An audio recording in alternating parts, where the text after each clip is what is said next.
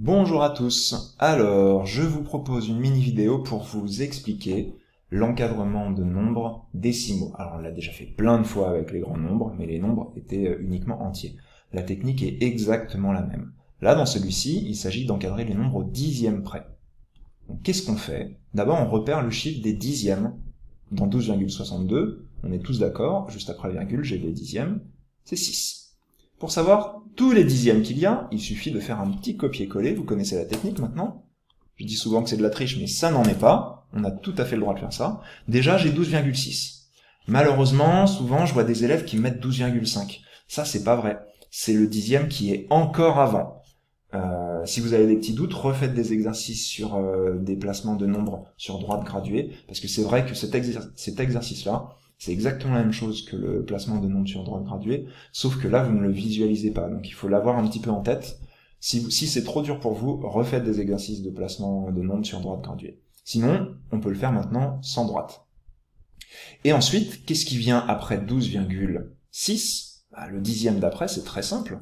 C'est la même chose en y ajoutant un dixième, donc ça sera 12,7. On vérifie. Et voilà, il n'y a aucun problème.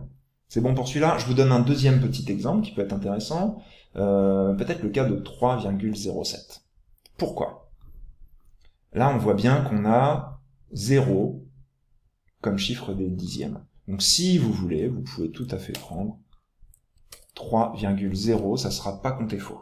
Faites attention en faisant vos copier-coller parce qu'un espace peut rendre le résultat faux. 3,0 ou 3, c'est pareil. Et le suivant, ça sera 3,1. On est d'accord?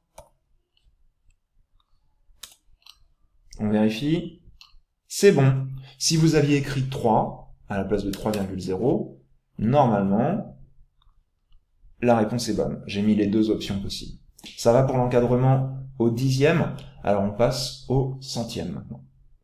C'est exactement la même consigne, sauf qu'on va plus s'intéresser au nombre de dixièmes, au chiffre des dixièmes, mais au centième.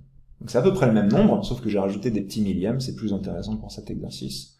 Et on va observer le chiffre des centièmes, pour pouvoir encadrer au centième près, sur deux centièmes consécutifs. Donc j'ai 2 centièmes, encore une fois, je prends tous les nombres qui viennent avant. Copier-coller, CTRL-C, CTRL-V, vous connaissez par cœur.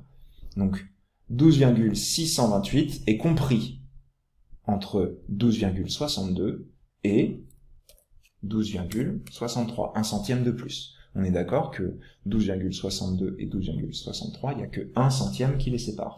On vérifie. Je vous conseille toujours de vérifier régulièrement et de trouver vos erreurs. Et puis un petit deuxième, qu'est-ce qui peut être intéressant? Tiens, celui-là, ça peut être pas mal. 39,008. Donc j'ai 8 millièmes. Je m'intéresse toujours au centième. Donc je peux faire un copier-coller. Simplement 39,00, je peux le laisser comme ça, mais je peux aussi mettre 39. Et je vais ajouter 1 centième à ce 39,00. J'espère que tout le monde est d'accord. Donc 39,008, c'est compris entre 39 ou 39,00, c'est comme vous voulez, et 39,01. On vérifie. C'est bon. Donc vous me faites les autres, et je pense que vous êtes déjà des spécialistes. Bon courage!